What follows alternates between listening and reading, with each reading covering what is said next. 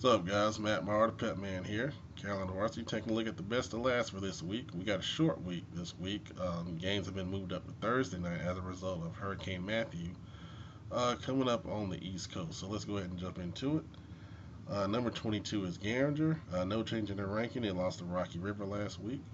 Number 21 is Hopewell. No change in their ranking either. They lost to Malley Creek last week. Number 20 this week is Independence, dropping 3 spots after their tough loss at home to Porter Ridge. Number 19 this week, no change in their ranking, is Harding after losing to Charlotte Catholic. Number 18 this week is Berry. No change in their ranking after they had a tough loss to South Meck. Number 17 dropping 2 spots as a result of losing to West Charlotte is North Meck this week. And conversely, moving up 4 spots this week is West Charlotte at number 16. Congratulations to the Lions for getting their first win on the season. For after going everything they've been through, it's good to get a win. Good job. Number 15 this week, moving up 1 spot, is Olympic. Despite losing to Ardrey, they played well in spots in that football game. Number 14 is Rocky River. No change in their ranking after they defeated Garinger last week. Number 13 is Providence. No change in their ranking, even though they lost to West Meck. That was a good showing. They only lost by 2 points in that game, 21-19. Number 12, dropping 2 spots, is East Mecklenburg. Tough loss to Butler. Number 11, moving up 1 spot with the big win over Independence, is Porter Ridge to their highest position in the best of last so far this season. That brings us to the top 10. Number 10 is RGK. They move up a spot with the win over Olympic last week.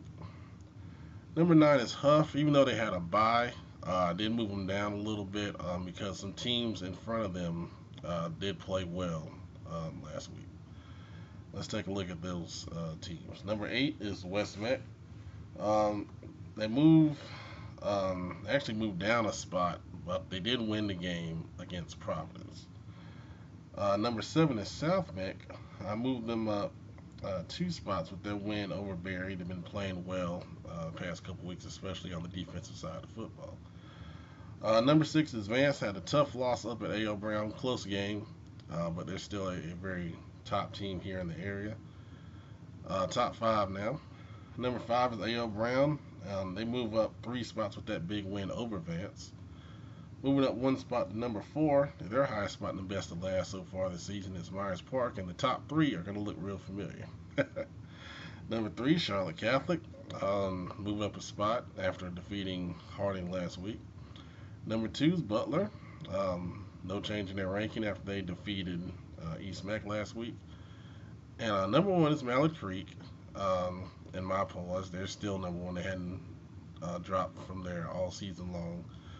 They defeated Hopewell last week, so no change in their ranking. So we did shoot some videos today, and one of the things Dale mentioned was about by this point in the season, you pretty much are who you are. So we're getting a good read on where teams are this year, and pretty much what we gave you right there is a good idea of where everyone pretty much is. I mean, you're going to have some people move up and down, here and there a little bit, maybe a couple upsets or two, especially in the South Meck 8. I think that's still wide open.